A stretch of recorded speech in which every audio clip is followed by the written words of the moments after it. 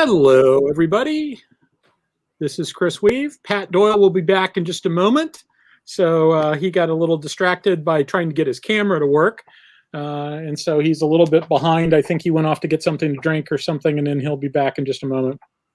But in any event, this is, of course, Starfleet Tactical.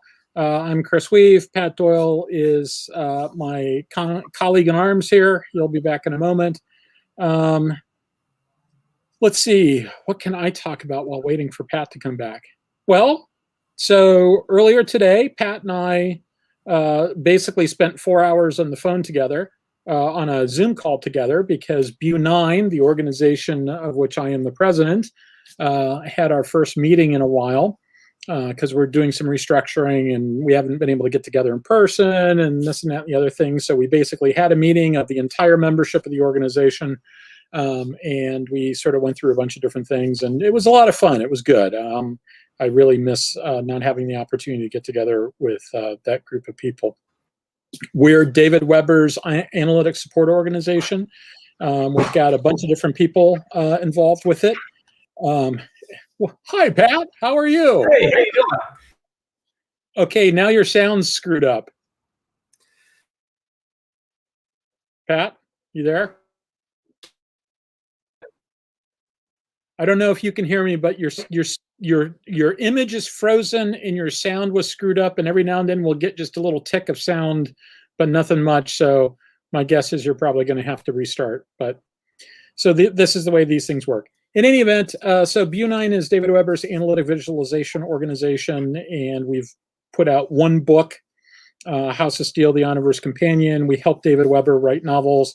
Tom Pope, one of the founders, in fact, the man that the organization coalesced around, is a co-author with Tim Zahn and David Weber of some early Omniverse novels that take place like 400 years before the time of Honor Harrington. And so, like I said, we get together periodically and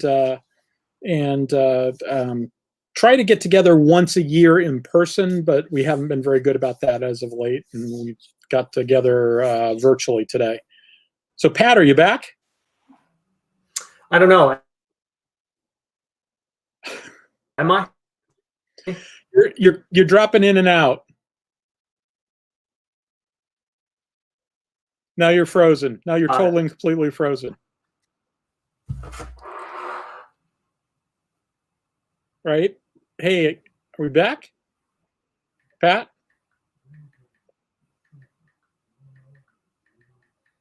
Pat, can you hear me? Yes. Okay. We can hear you now. Oh, can you? Okay. Everything good now? Everything seems to be good now. All right. It appears the internet. Okay. I somehow I think I just had an internet hiccup. Maybe I don't know. Not sure what happened, but it seemed to me like the internet was going down. I logged myself back in, and so hopefully that worked. We'll see. Yes, I hope it works too. So I was just telling. Am I still there? Yeah, you're still here. I was just telling everybody about BU9 and the fact that we had our BU9 general meeting today, and it was good seeing a bunch of people. It was good seeing a bunch of people. So we got a bunch of diverse group. Not everybody was able to make it, but I think we had 15 or 16 people at the high point, which is a good 2/3 or more of the organization. So that worked out well. So what else has been going on, Pat? Nothing much. I've been dealing with a monitor that keeps blinking on and off. So just like, as you saw earlier, just lots of little technical glitches, which is, always a delight. I forgot to ask you in the BU9 meeting when I talked with you a couple of hours before that, you were getting ready to head off to Best Buy to buy a widget to fix that. I bought the widget, and it seemed like it had fixed the problem throughout the entire meeting. But then I came back down here, and one of the monitors just randomly, I've got two monitors set up, and I turned on the computer, and of course, it's like the computer forgot that I had the monitor set up that way, and then it wouldn't recognize the other monitor again. And obviously, having challenges with camera and microphone, with every different program seems to require a whole new set of, I don't know, incantations and prayers to get the damn things to work. So, yeah, during the meeting earlier today, for most of the meeting, the kids aren't there. The kids aren't there. Yeah. Everyone's in Brazil. I'm here by myself. Yeah, in the meeting earlier today, the entire meeting, Pat sounded like he was talking through a coffee can, and I said something to him about it, and he goes, "But I get this." Well, he showed us the mic. He lifted up the mic, and it's like, "Yeah, that's not what we're hearing you through. Yeah. We were hearing him through the built-in mic on his computer." So we had to go and troubleshoot that, and then we had camera problems right beforehand. It looked for a while like Pat was going to have to do this entire episode just as a black rectangle because the camera wasn't working. So, yeah. But oh well. Hey, the night is young. The night is young. We may still end up there. So, but I'm trying to think of if there's anything that we should talk about before we talk about whatever we're going to talk about tonight. Well, I thought of something. What's that? So some of you may have noticed that episode 35, which is the one we did last week, has disappeared. Apparently, you ever do again. No, I mean it should. We just need to make sure that the paperwork got filed and the guy who does it is taking a nap. So we need to make sure that YouTube is we go push back on YouTube, poke them a little bit and they'll fix it. We've had this happen before, so okay, it'll be fine. But as of right now, the episode from last week is unavailable, but we're expecting it to come back because clearly that clip that Pat played at the end was fair use and we talked about it, and it was a critique sort of thing. So it should be good. It just needs to be taken care of. We've had this issue before, so but I just wanted to let everybody know that that's why it's not up. So still annoying to have to go through all of it. If I could change it, I just wouldn't have put that back up and just given everybody the link. So. Yeah, we need to think about that going forward. So that's probably a good plan. So yeah. All right. So what are we going to talk about tonight, Pat? Well, we really haven't talked yet about Star Trek II: The Wrath of Khan, which for many is certainly one of the favorite movies. So I thought we could talk about that and just maybe hit a few points that if anyone's people or anything like me, what's that? My brother just typed, "I want my disclaimer." So it's not his disclaimer, it's my disclaimer. Disclaimer, nothing that we say should be interpreted in any way, shape, or form of being the opinion of our employers, past, present, future, et cetera, et cetera. My friend Stephen Downs Martin, who worked with me at the Naval War College, he always used to, his version of that disclaimer used to be, "The views represented here are the best practice views of 3,000 years of Western science, and therefore are not the views of the United States Navy."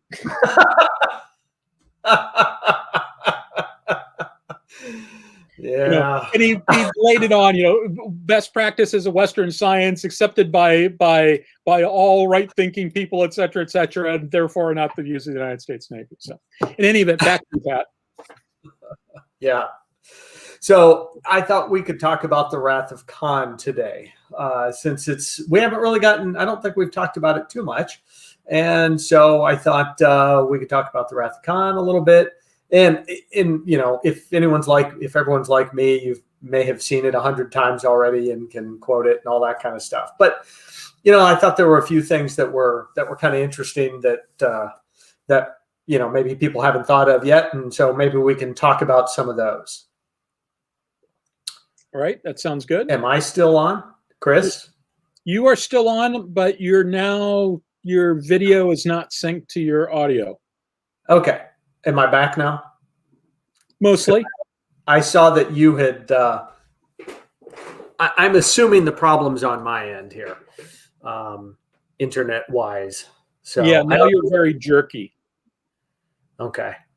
Yeah, I don't know what's going on. Hang on a sec.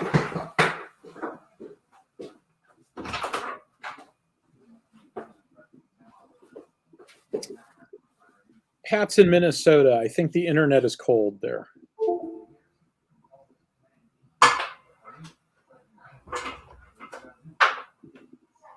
So, okay. Chris, do a song and dance for everybody. Oh, that would be bad. That would be bad. Okay. Yep, that works. That works. A gamer after my own heart. Let's see. Okay, so while we're waiting for Pat to come back, trying to think of what else is going on.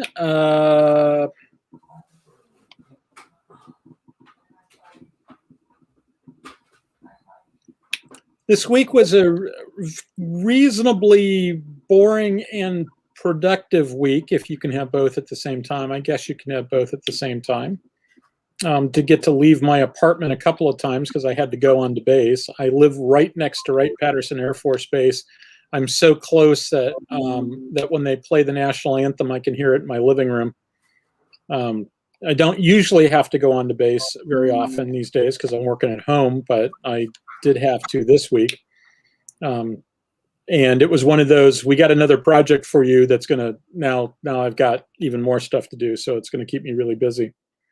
Yeah, somebody asked, am I ready for the incoming snowstorm?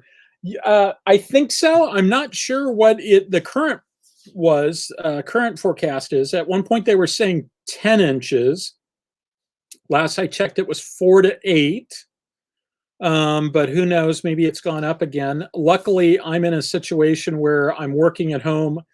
I don't have to be any place. Monday's an actual holiday because one of the drawbacks of working at home is they let us know, like last September, they basically said, yeah, snow days, thing of the past. You've all got telework agreements. You've been working at home for whatever. Snow days are a thing of the past. So, all right, that's fine. Fair enough. Luckily, even though I'm living in temporary quarters in an apartment, I did pay for the covered parking area, so I don't really have to worry about digging my car out. So that's a really good thing to do. I perceive that Pat is going to put on a pair of headphones. I think he's going to go back to the headphones and maybe see if that fixes some of his problems, although his problem seems to be with his camera, so I don't know how the headphones help. But Pat is an airline pilot, and I trust his judgment and things like this. So, so let's see. Jim Westbrook said they got 2 inches there.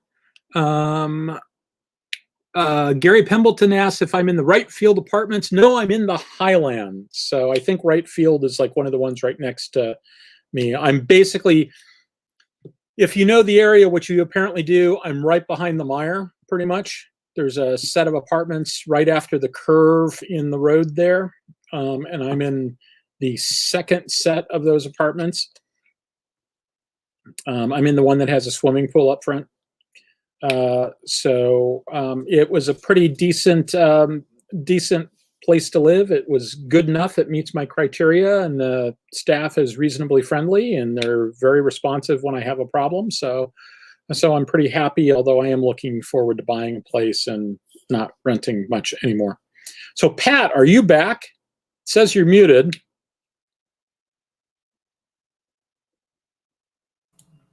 Can you hear me? Yes, we can hear you. Yeah, I can. The volume's fairly low on you with this headset on, but this way there shouldn't be feedback from my microphone sitting next to the speaker. Okay. Does that work okay? All right. Yeah, that's working fine. So I've readjusted a couple things, so hopefully the internet continues to work, and we can move on through this. So, all right, we'll just have to delete out the first 15 minutes. So,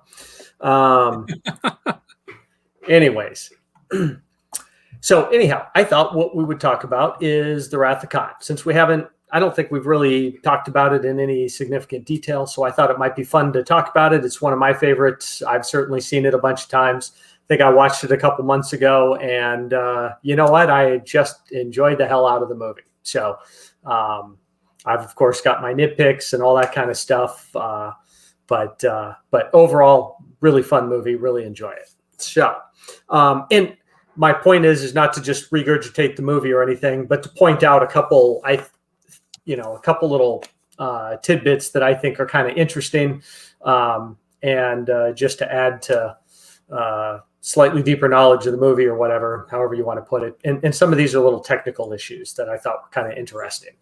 So first, let me share the screen here. And I think...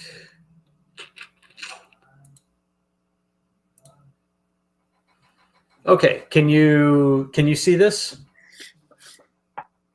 In just a second, I will be able to. Okay. It's acting like it wants to give us something. Okay.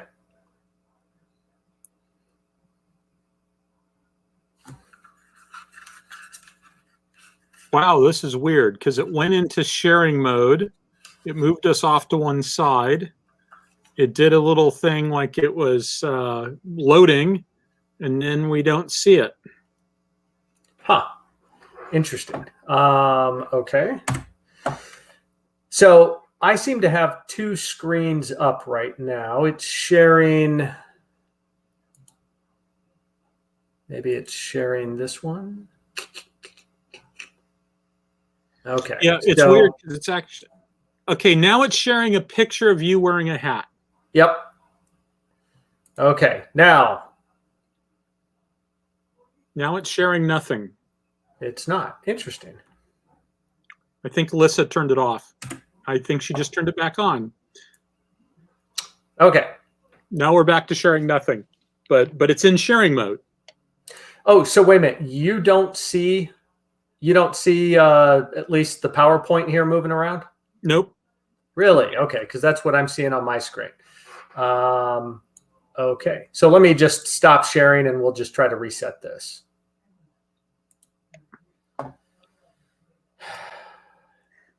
I find it bizarre how technology doesn't work the same way twice. Yes. All right. Okay, so let's try to share again. I'm just thankful we're not at 20,000 feet with all this shit going down. That's easy. This is complicated. Actually, that's true.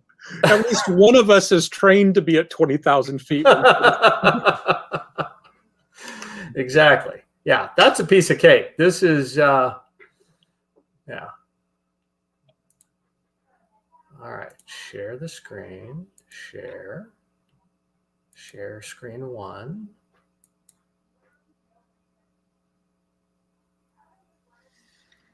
Okay, and in theory, it should be sharing a screen right now with everybody. Ah, there it is. Okay, so can you see this? Yes. Okay, we're making progress. This is the same thing I did earlier, so it just seems to be working this time. Okay, don't forget to hit the hide button. Yeah, I'll do that once. So now PowerPoint doesn't want to display. Oh, when you click on it, it won't do it? It will not show, where you click on to do the presentation?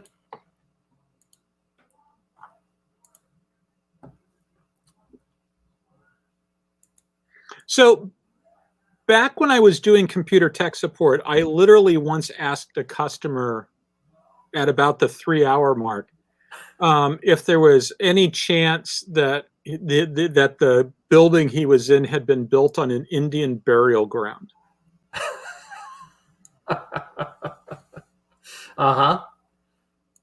And he just laughed and said he didn't think so yet.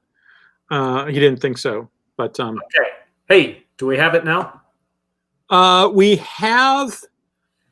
You're in presenter mode, and we have the presenter piece of it. So if you go up to, there should be a switch. There isn't. Why don't you have a swap screen? Because technology doesn't work that way for me. It works under a different set of rules and principles. No, Okay. We could have made that. Could have worked. We could have worked with that. But there should be a swap.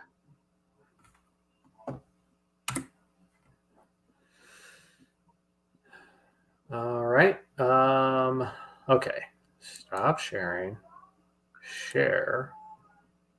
This is okay. Well, I guess this is the joys of live TV, right? Yeah.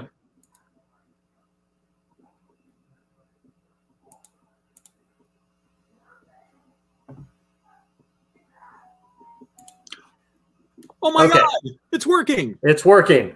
All right. And thank you very much. That's our show for this evening.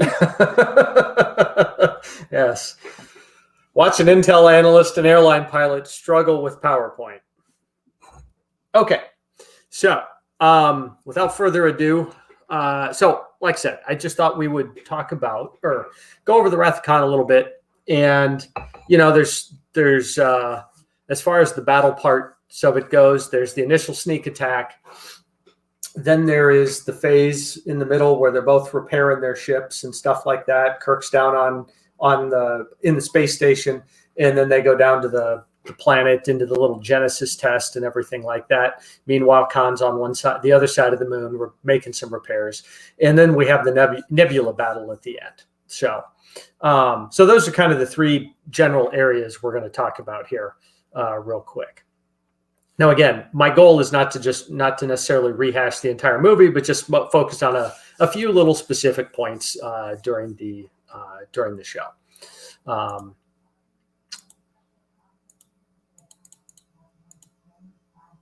Let's see. So now it's not advancing the slides. Good grief. Can you hear me? Yes, but you can't hear me because I was muted. Okay. So now the slides won't advance. I've never seen PowerPoint do this.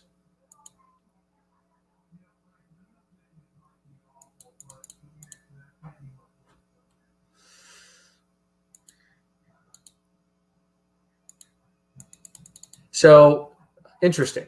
The slides will go backwards to some of these other ones we talked about. It will not advance forward. Not with keyboard arrows, not with anything. I think I've seen that before, actually. What's the... Try quitting out of PowerPoint and launching PowerPoint again. All right. Wow.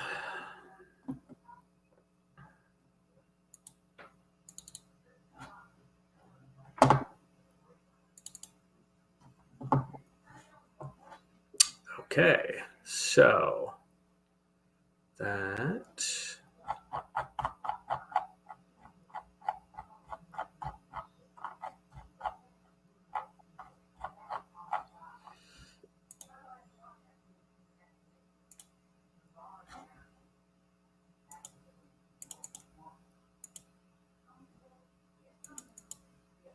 And it's not working, is it? No, it's not. This is a new one. I'd almost think I was on, let's just say, a government-owned computer, but if I didn't know better. You mean like a Navy Marine Corps intranet computer, so to speak? Hypothetically speaking, sure. Okay. Yeah. All right. I think the right answer is just talk us through it. Well, my other screen just went blank. Okay. All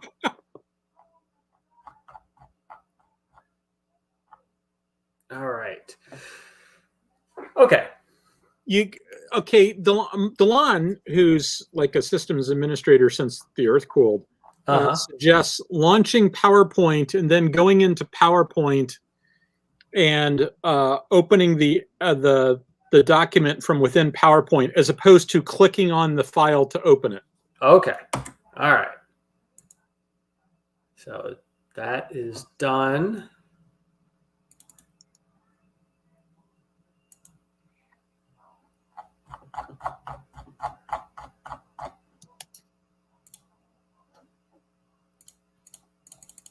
Okay, it's letting me click through it right now.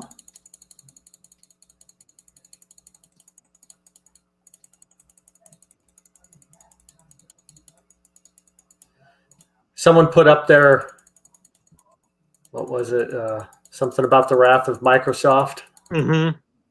It was good. I like that. Okay, that test worked. Let's try this one more time. We should turn this into a drinking game, that every time Pat has some sort of computer problem, everybody has to take a drink. Yeah, we'd have an awful lot of... Okay, so... Are you sharing? Yes, I am. However, the shared screen... The shared screen is grayed out. Huh.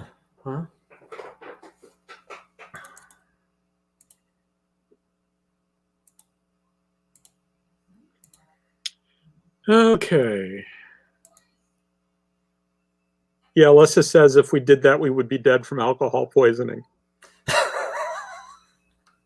Probably a couple times, and well preserved.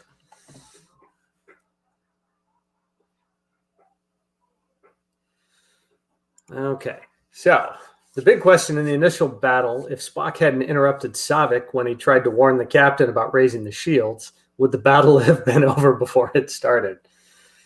Yeah, could very well be. Could very well be. Okay, share the screen, share. Let's try this one. Interesting. Whichever screen I choose to share, it picks the opposite one. God. Well, this is kind of a bust.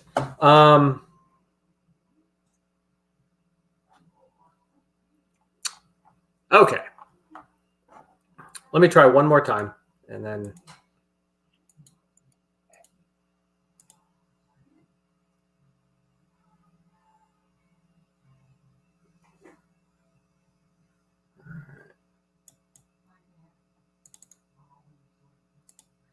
Chandler asked, do I have the file? I do not. Actually, you do. It's in your... Remember, I've shared that folder with you. Oh.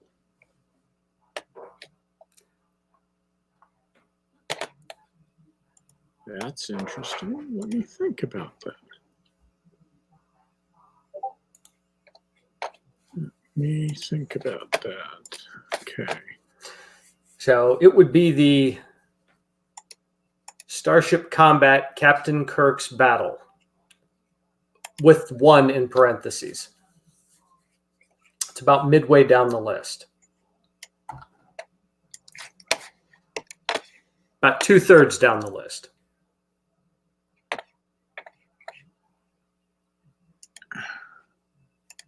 You see it?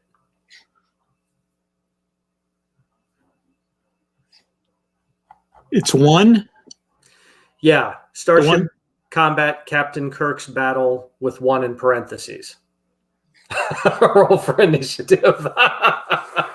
Yeah, I clearly lost my saving throw at computer usage. All right, hold on a second. Let me download this to my computer. If I can figure out how. What do I need to do to download that? No, I don't want to launch it in my web browser. I want to download it. There we go.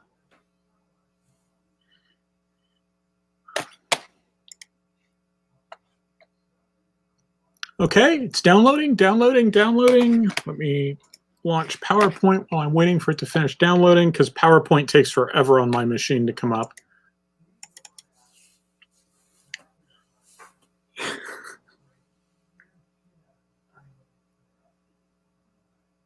Yeah, Chandler says we need suspense music in the background. Dee, dee, dee, dee, dee, dee, dee, dee, dee, dee. Okay. All right.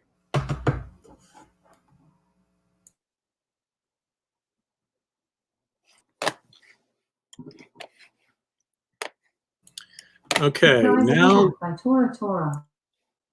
let me reconfigure my computer a little bit so that I don't lose lock on stuff.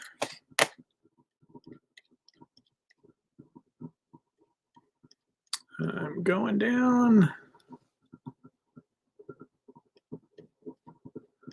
I'm scrolling, scrolling, scrolling. Boy, there's a lot of slides in this deck. Slide number 96. Okay, I was almost there.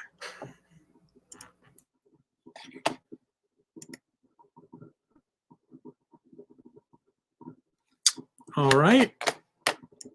Swap displays real quick. Now click share. Yeah, you're right. We do need, like, the Wrath of Khan song, the Khan attack song from the soundtrack. But if we played it, we'd get shut down. So. Okay, so I have shared. Okay. So Lissa.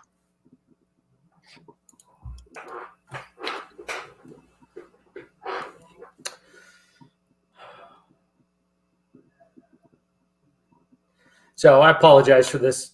I apologize, everybody, for this. This is we haven't usually had this problem before. So, Lissa, can you share the file?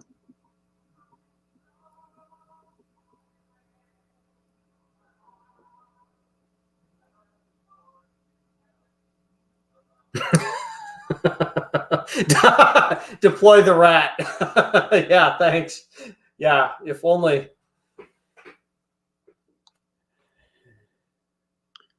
If only we had something as a backup. Hey, all right. Okay, so hide Very that. good. So we're stuck with my icons at the bottom, but other than that, we're fine. All That's right. fine. Here we go. I am Slide Monkey. Tell me when this. Very well. Without further ado. Okay, so like I said, we'll talk about the sneak attack. Then we'll talk about where they both went off, licked their wounds. And then we'll talk a little bit about the battle in the nebula. I'll apologize for the very end. My computer, as we can see, kind of went a little crazy as I was putting together the last slide. And so it didn't quite pan out. So anyhow, next slide, please.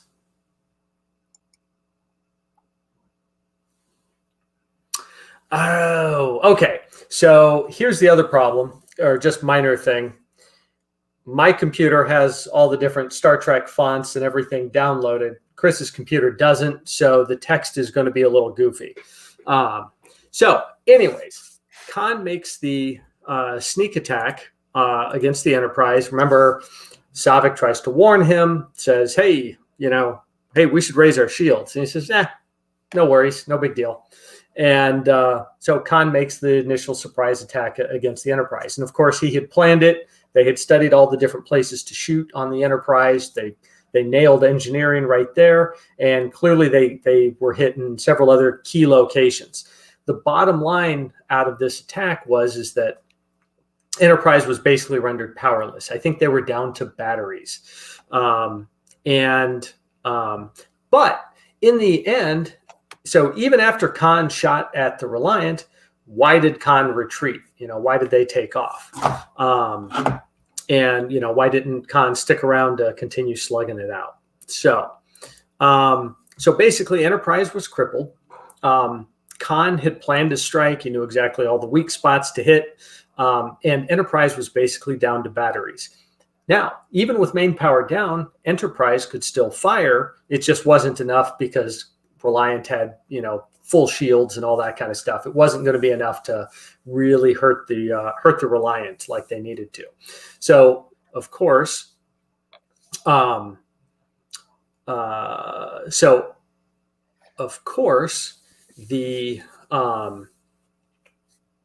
that's where Kirk comes up with the the trick to lower the Reliant shields. Next slide, please. And of course, after they're hit, Spock's pointing out all the different key areas that were damaged on the Enterprise, and shows that the Enterprise, or shows that basically whoever did this knew exactly what they were doing, almost as though they were a Federation ship. And I'll point out that on both sides of the hull, we see the damage.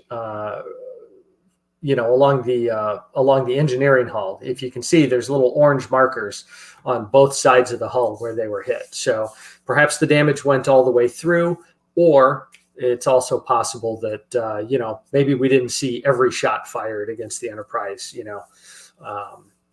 and the Enterprise. So anyways, the bottom line is Enterprise is completely crippled. It's mostly powerless at this point. Enterprise can fire a few shots off of batteries, but that's it. But like I said, Enterprise could still fire their phasers. Well, remember in the motion picture, if the warp drive was down, Enterprise couldn't fire. So Kirk, of course, next slide. So Kirk, of course, fires back at the Reliant. They use the prefix code, lowers the con shields, and starts firing and scores a few hits on the Reliant. Next slide. So in this particular case, so obviously the Reliant got damaged, and he hit the impulse engine, hit that crystal here over the impulse engine. But I'd also like to note where I have it circled. The phasers just made a little black mark, and then they walked over. They basically walked the phasers right onto the impulse crystal here, and they damaged it. But notice, an unshielded ship, phasers at point blank range, maybe not at maximum power, but it didn't penetrate the hull until they hit the glass dome there over the impulse engine. But either way, the Reliant is obviously badly damaged at this point. Next slide. So at this point, Khan's really pissed, and he shouts, fire, fire, damn you. And Joachim stops him and says, we can't fire. He says they've damaged the warp drive and the photon control. So this would make someone think that, hey, they still have phasers, right?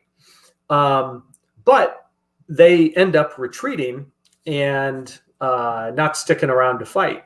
They know they pretty much shut down the Enterprise, but the fact that Reliant didn't stick around or didn't shoot any more phasers back at the Enterprise on the way out kind of makes me think that their phasers were damaged also. And if you remember, so basically what happens, Enterprise shoots the Reliant. Reliant runs away to kind of lick her wounds. And obviously the Reliant did not stick around to finish off the Enterprise. So what this makes me believe is that the Reliant had the same problem that the Enterprise had in the motion picture. As you recall, in the motion picture, they'd go to test their warp drive, and the Enterprise enters the wormhole, and suddenly there's an asteroid pulled into the wormhole with the Enterprise. And Kirk initially calls for phasers to, shoot down the asteroid, which seems reasonable. And but Commander Decker countermands the order and orders Chekhov to arm photon torpedoes and to destroy the asteroid. So they, of course, fire the torpedo, destroys the asteroid, but they didn't use the phasers. So now Kirk is a little upset, and he brings Decker to his quarters and demands to know why Decker countermanded his order. Well, Decker explains, gives the engineering explanation basically, and Decker explains that to increase phaser power, they route the they route the power through the warp engines, which increases phaser output.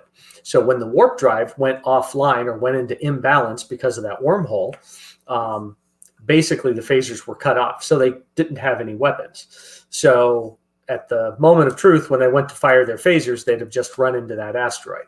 So that's why Decker countermanded the order, fired photon torpedoes.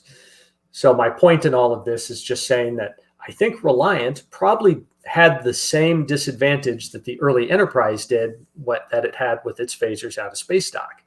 Because as Joachim said, they damaged the photon control and the warp drive. So by implication, the phasers were out also. And as we saw, their impulse engine was damaged as well, though it was still working well enough to get them away from the Enterprise at that point. And we also note that the Enterprise is just sitting there floating in space for a little while. It's not until Kirk is downstairs in sickbay that Spock calls down to the sickbay and says, "Hey, auxiliary power is restored. We can now proceed on impulse power." So the auxiliary reactors are enough to power the impulse engine so that the Enterprise can move again. So we're basically dealing with two pretty crippled ships, though Enterprise is clearly worse off. Now, at this point, both ships kind of go off to repair damage. Khan goes and hides around one side of, Regula 1, and Enterprise approaches the space station. So Khan's probably on the other side at this point. Though everybody's sensors are probably damaged and stuff too at this point. Now, so Kirk beams down to the station, and then they beam down to Regula 1. They do the Genesis cave thing, all that kind of stuff. And meanwhile, Reliant is being repaired, and Enterprise is rushing to make repairs. Now,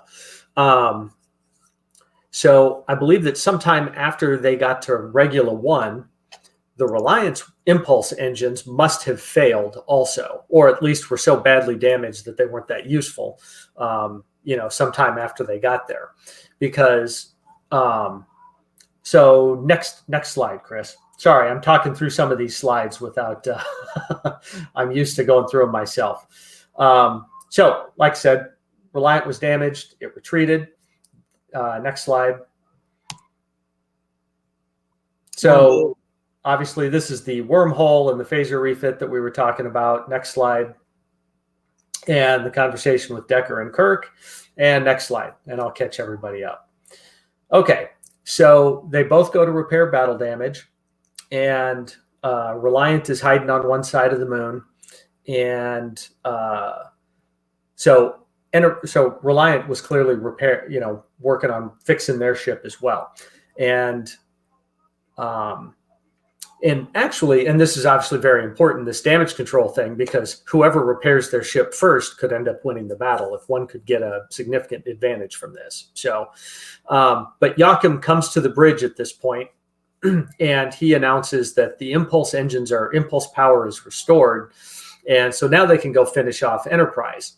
And, I think Khan says, good, more than a match for poor Enterprise. So, and they take off around the moon to go find the Enterprise. Next slide. Reliant drives up to the space station, and Khan wants to know, hey, where is she? He was expecting Enterprise to be sitting there.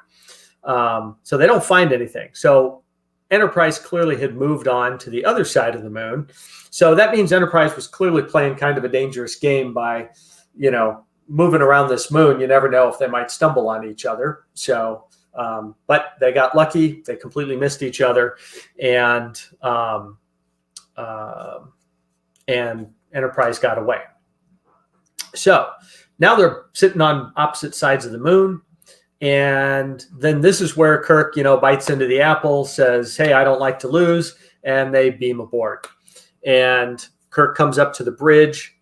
Spock announces that they've restored partial main power. And next slide.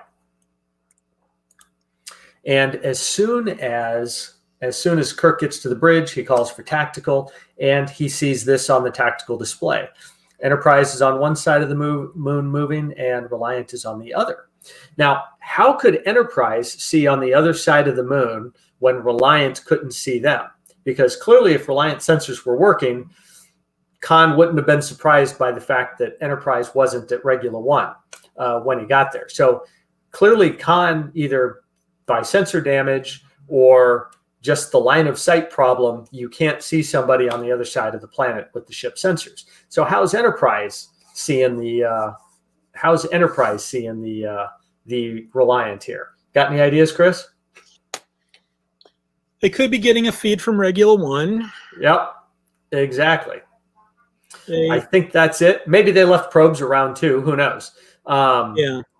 But now I believe Enterprise restored some of its sensor capabilities.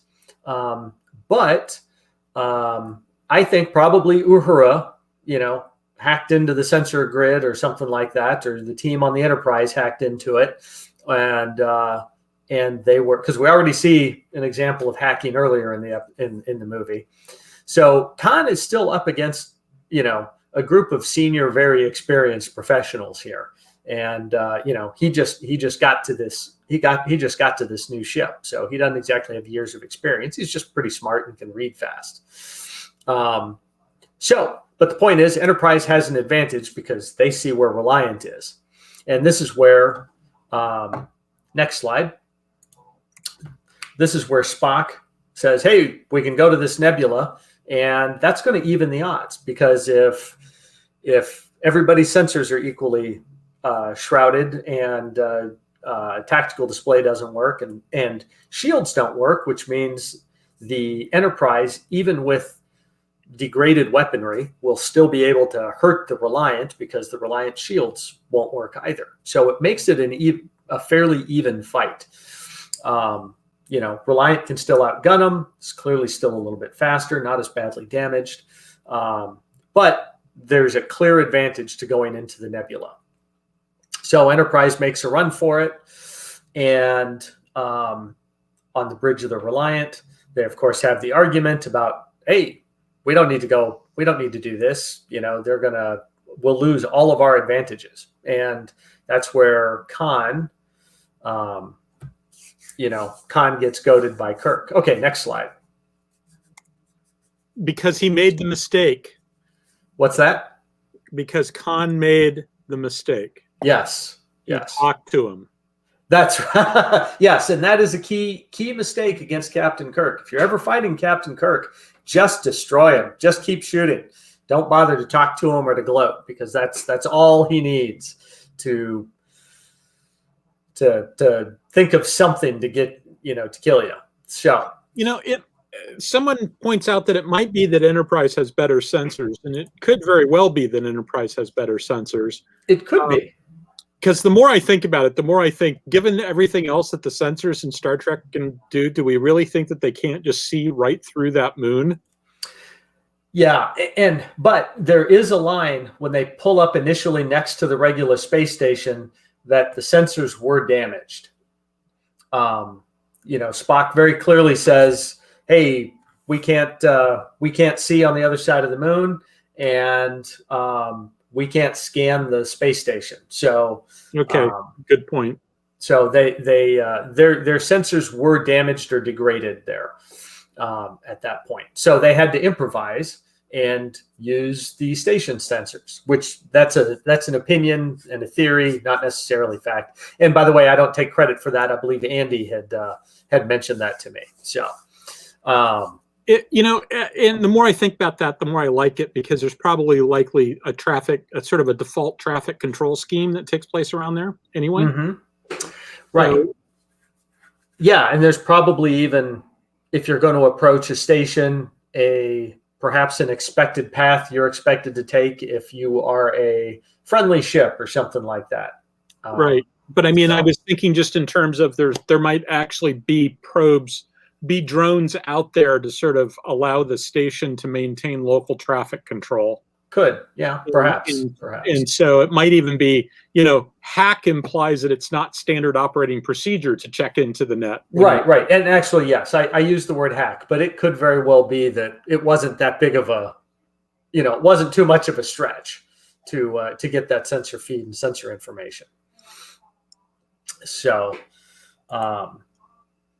So, and as Khan comes around, he says, "There she is," and Enterprise is not as wounded as as the hours could seem like days deception was, and instead of slowing down, which they initially did, Kirk goads Khan into following him into the nebula. So, because Kirk also knows he can't let Khan get away, because Khan's got the Genesis device, which could wipe out an entire planet if he wanted to. So all Khan has to do is repair his ship, move off, and like Joachim said, they can have whatever they wanted. But Khan, of course, had to have his vengeance. So they go in and they have their fight in the nebula. Next slide. So the battle should be 113. Okay. So they have their battle. They kind of maneuver around looking for each other. We don't get a good sense of how long they're actually wandering around the nebula looking for each other. It's just a minute or two in movie time, but I suspect they were probably out there searching for quite a while. But Enterprise comes in behind Reliant. Sulu says phaser lock's inoperative, says best guess. He fires, and he misses, and then Khan fires an aft torpedo, and that misses. So he's just had no luck. I don't think his people knew how to work the photon torpedoes, because the only time they got it to work was when Enterprise was standing still. And actually, if you go to the previous slide, go to the previous slide.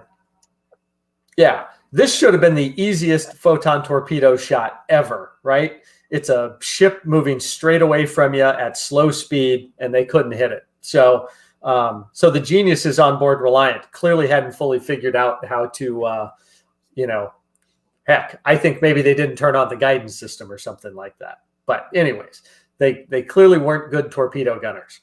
All right, next slide. So they fire at each other, they miss, and then Reliant runs away, and Reliant clearly does a level 180-degree turn, two-dimensionally, and comes back at the Enterprise. And they're flying head-to-head. Enterprise makes a hard to starboard, I think, and Reliant hits the Enterprise. And it's another instance where we see that the phasers, they don't really penetrate the hull until it hits the airlock. And unfortunately for this poor guy, next slide. And unfortunately, this poor guy becomes one of the honored dead that they commemorate at the end of the movie. He's just walking by, and suddenly he's met with a big wall of flame and burns to death. So this guy dies pretty horribly. But Enterprise returns fire and hits the Reliance bridge, and of course kills a bunch of people on board the bridge. But once again, we see how strong these hulls are, or perhaps how weak the phasers are in their depleted state, because it doesn't shear off the top of the Reliant. He hits the bridge, and it still just doesn't even kill everybody on board, on the bridge, or open it to space for that matter. It just knocks out a few things and kills a few people on board. So, all right, next slide. They're in the middle of combat, and this guy's just sauntering down a hallway. Well, maybe he was on his break.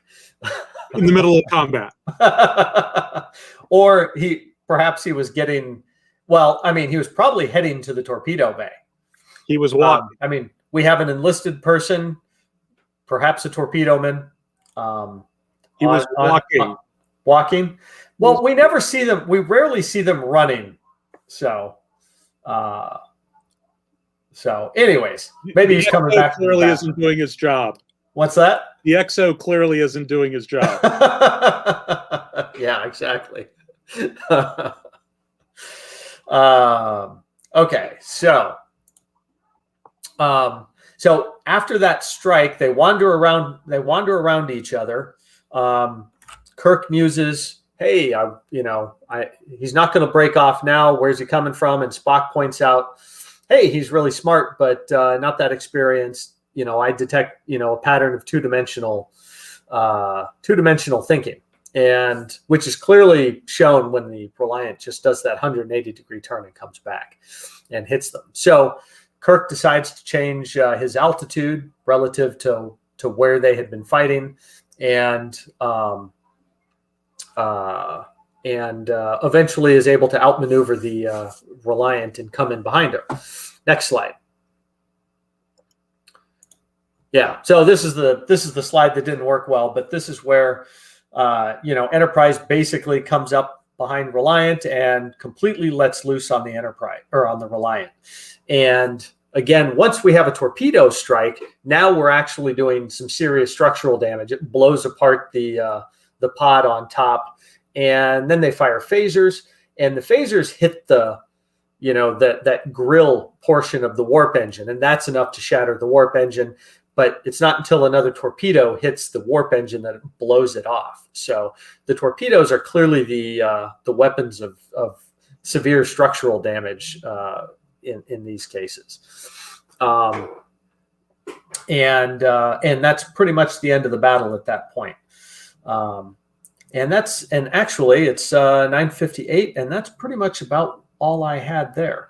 I don't know if there were any other interesting questions or comments that popped up, but somebody made the comment that in the extended edition of Wrath of Khan, you actually see the phaser shot that does the damage on the opposite side of the secondary hull. Really? Yeah. I think I've had every version of the Wrath of Khan they've come out with. I don't believe I ever saw an additional shot out of that. Now, there was a guy on YouTube who did a cut, and he showed what we think are the extra shots. And it was actually I thought it was a really good thing. If I had the link, I would give it to everybody. But there was somebody who did a... Jim Westbrook says it's in the director's cut. It's in the director's cut, huh? All right. In related news, there's a director's cut. I'm pretty sure I've got the director. I'll go take a look at it. Yeah, because in Star Trek 3, when the Enterprise pulls into space dock, we see damage all over the Enterprise. And it generally conforms to the displays that Spock was showing Kirk after the initial attack. So it's pretty good. I saw that somebody pointed out, hey, everybody's wearing red. So. Yeah, that did seem to be tempting fate when Starfleet made that decision to change the uniform color. And for Right Sublet, he asks about adding the link to the chat later. I'd have to just go searching around for it myself. If you type in Wrath of Khan, like surprise attack or something like that, you should find it. There's several different videos on it, but anyhow, what a shame Nick Myers never got to make more Star Trek films. He actually made Star Trek 6. So that was his movie as well. And I think those are the two best of the original series movies, easily. So,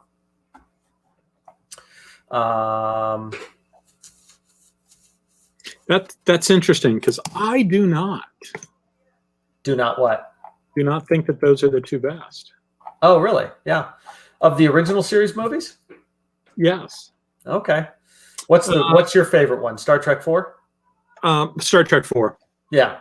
I mean, don't get me wrong, it's good, but for purposes of, I don't know.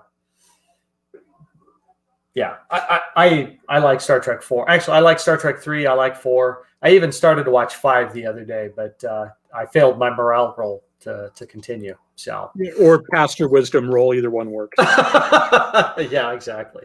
So, let's see here. So topic for next week, Delon. Chris and I will have to talk. I was kind of thinking about talk about scale, weapon ranges, speed, kind of do the time, speed, distance problem on what we see in a lot of Star Trek and other sci-fi shows, and just kind of lay out some of the distances and how fast they're going, how fast it would take them to get different places.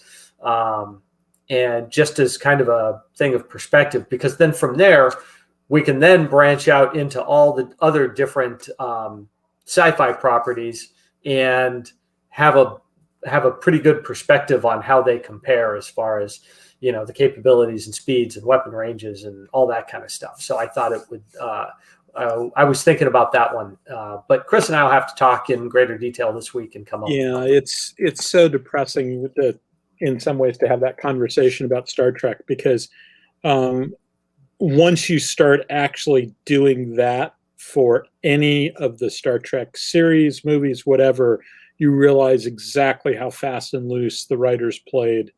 Yeah, with all the numbers. There was no real attempt. There is really, I used to initially get kind of upset, or like with the J.J. Abrams movies, like they never did a time, speed, distance problems, but they didn't even do it in this movie. If you recall, when Kirk gets the message from Carol Marcus, Spock and him are talking on the bridge, and Spock said, Kirk says, "How long till we get there?" He says, 12 hours. And then at that point, they go down and they talk about, they see the Genesis film. They have a 15-minute chat, and then they come back to the bridge and Reliant is there. So in theory, they have a fight that at warp 6 or warp 5 they're still 12 hours away from Regula 1. And then they have this battle, and they're both knocked down to impulse power.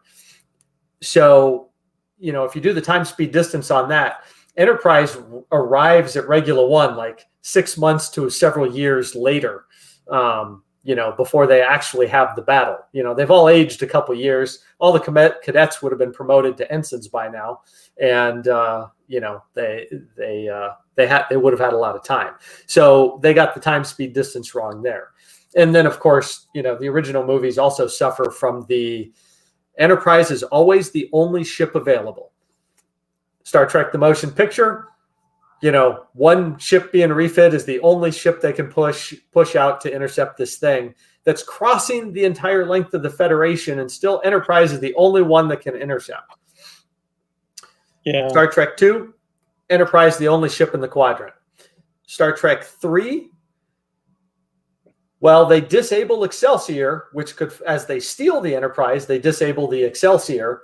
And there's not another ship anywhere in the area on patrol that can intercept the Enterprise after they steal it. And then Star Trek 4, they just go back in time. Star Trek 5, they are again the only ship in the quadrant. It's explicitly said at the beginning of the movie.